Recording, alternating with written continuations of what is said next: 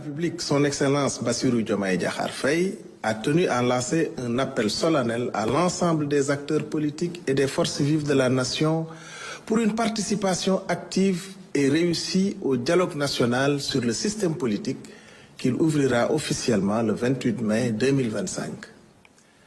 Le ministre de l'Intérieur, en coordination avec le cabinet présidentiel et le facilitateur général, veillera à la mobilisation de toutes les parties prenantes, partis politiques, société civile, syndicats, employeurs, leaders religieux et coutumiers, ainsi que les organisations de jeunesse et de femmes, afin d'assurer le bon déroulement des travaux conformément aux termes de référence validés.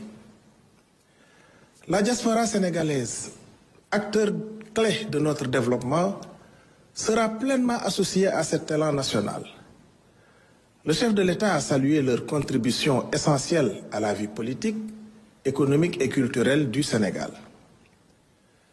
Il a demandé au gouvernement d'accélérer la résolution de leurs préoccupations administratives et sociales, notamment les cartes d'identité, passeports, pensions, tout en renforçant l'accompagnement de leurs projets via des outils comme la plateforme Tabac Sénégal ou le Fonds d'appui aux Sénégalais de l'étranger.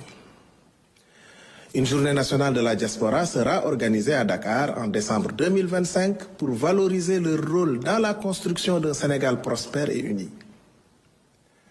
Sur le plan économique, le débat d'orientation budgétaire à l'Assemblée nationale avant fin juin 2025 devra présenter la nouvelle stratégie de l'État en accélérant les réformes pour une transformation durable.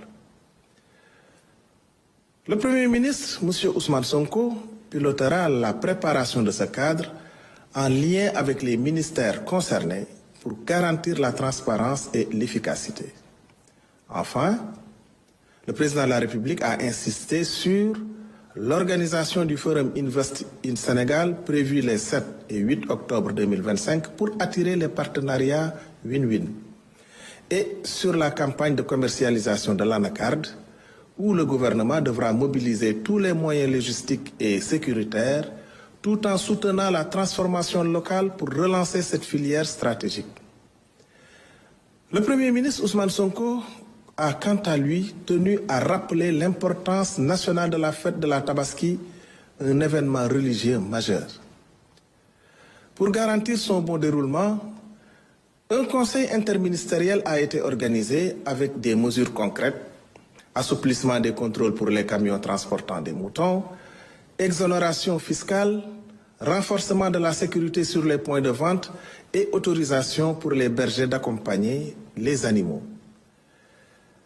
Le Premier ministre s'est félicité de la bonne application de ces directives et a demandé aux ministres concernés de veiller à leur respect sur tout le territoire. À ce jour, le marché des moutons affiche près de 50% de l'objectif national avec plus de 400 000 têtes recensées. Les points de vente sont bien aménagés et les marchés de l'oignon et de la pomme de terre restent stables. Le gouvernement agit aussi pour la solidarité nationale avec des aides financières destinées à des milliers de ménages vulnérables afin que tous puissent célébrer la Tabaski dans la dignité. Enfin, le Premier ministre a fait le point de sa visite d'amitié et de travail au Burkina Faso, riche d'échanges fructueux avec son homologue burkinabé, le Premier ministre, M. Rim Talba Jean-Emmanuel Ouedraogo, et d'une participation remarquée à l'inauguration du mausolée du président Thomas Sankara, figure politique d'envergure et héros du continent africain. Il remercie chaleureusement le peuple ami et frère du Burkina Faso pour l'accueil qui lui a été